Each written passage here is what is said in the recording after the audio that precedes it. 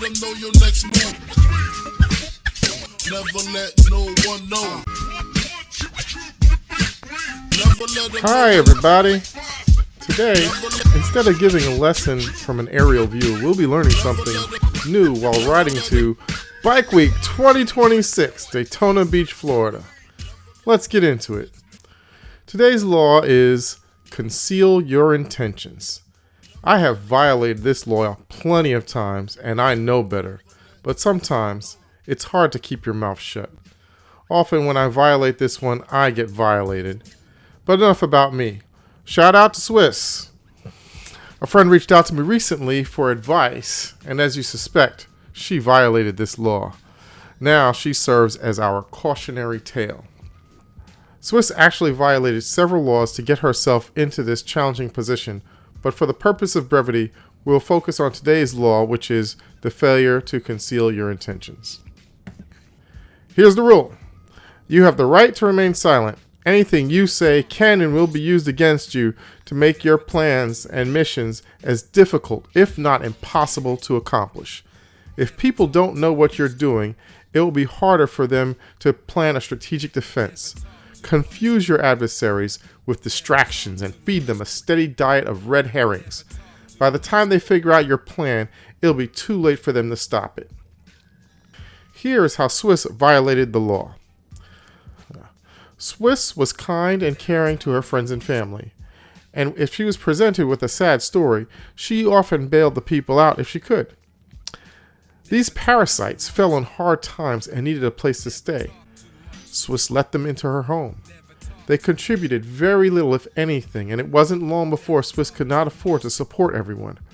Her pleas for help were ignored, and eventually she had to sell her home. Terrible. Now here is the violation. Swiss, not wanting to surprise people and make their lives difficult with a last-minute move, told them what was happening.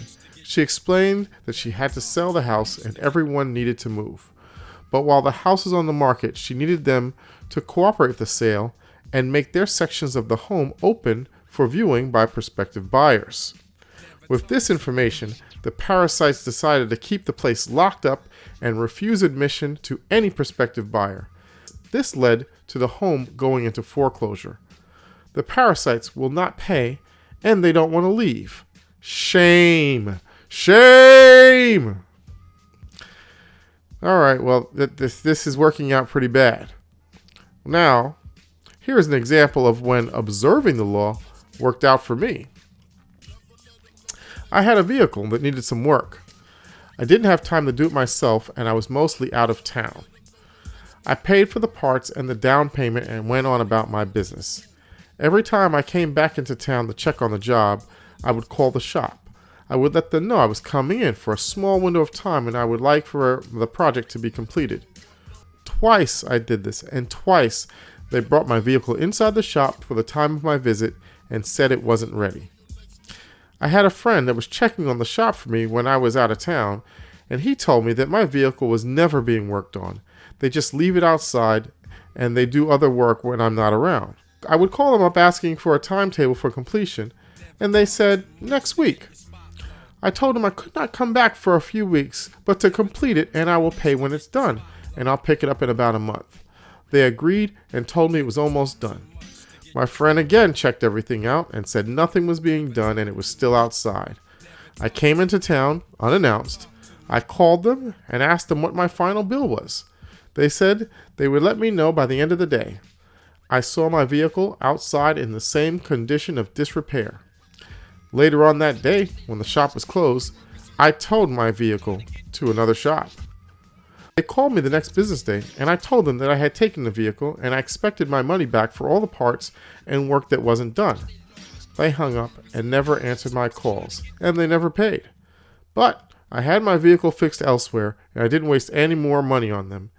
And I told everyone how disreputable they were. I wrote terrible reviews about them, and in several months, the shop was out of business.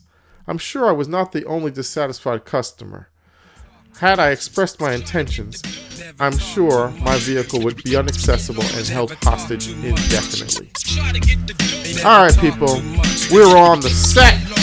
Let's check out some bikes. you next time. Too much. Stay large. Never talk too much. Try to get the dough. You never talk too much. Stay large. Now never talk too much. Try to get the dough. Never talk too much to get your spot blown. Now never talk too much to get. Try to get the dough. Now never talk too much to get. Stay large. Never talk too much to. Try to get the dough. Never talk too much to get. Stay large.